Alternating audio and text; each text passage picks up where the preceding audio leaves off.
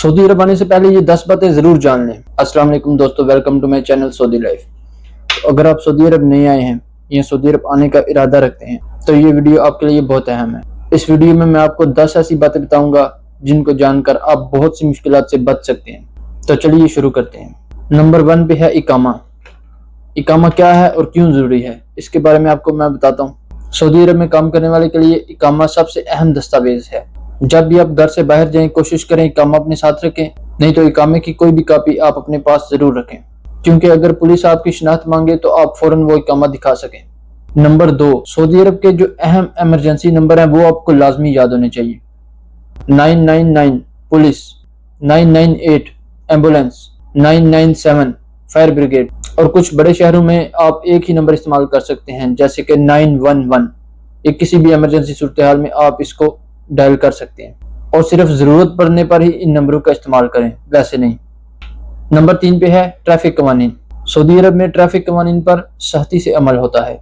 अगर आप गाड़ी चलाते हैं तो इन चीजों का ख्याल रखें। सीट बेल्ट लाजमी बांधें, ड्राइविंग के दौरान मोबाइल फोन इस्तेमाल ना करें, रफ्तार की हद का ख्याल रखें क्योंकि यहाँ पर जगह जगह पर कैमरे लगे हुए हैं। ट्रैफिक सिग्नल की पासदारी करें, क्योंकि ट्रैफिक सिग्नल अगर आप तोड़ेंगे तो आपको 3000 रियाल का जुर्माना हो सकता है और खिलाफ वर्जी करने पर जुर्माना या दीगर कार्रवाई भी हो सकती है। नंबर 4 पे आता है काम के कवानीन।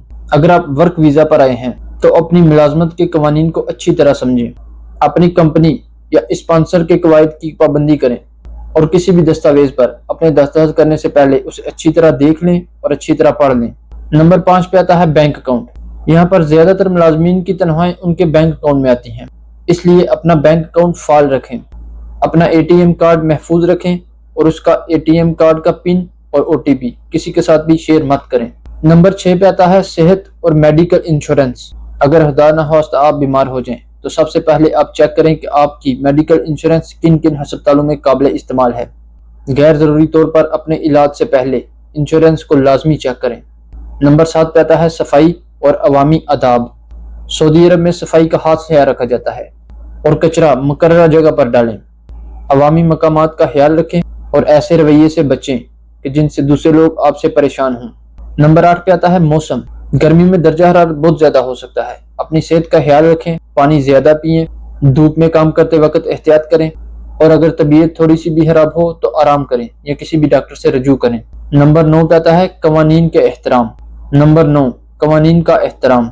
हर मुल्क के अपने अपने कवानीन होते हैं और सऊदी अरब में भी ऐसा ही है। अगर आपको पुलिस या कोई भी सिक्योरिटी इदारा रोक लेता है तो आपने अदब और एहतराम से बात करनी है। सरकारी हिदायत पर अमल करें और किसी भी अफवाह से पहले तस्दीक लाजमी करें। नंबर 10 पे आता है खानदान से राब्ता। अगर आप सऊदी अरब में पहली दफा आए हैं तो अपने खानदान से राब्ता जरूर रखें। अपने अहम कागजात की कापियां महफूज रखें और हंगामी सूरत हाल के लिए जरूरी नंबर्स अपने पास जरूर रखें।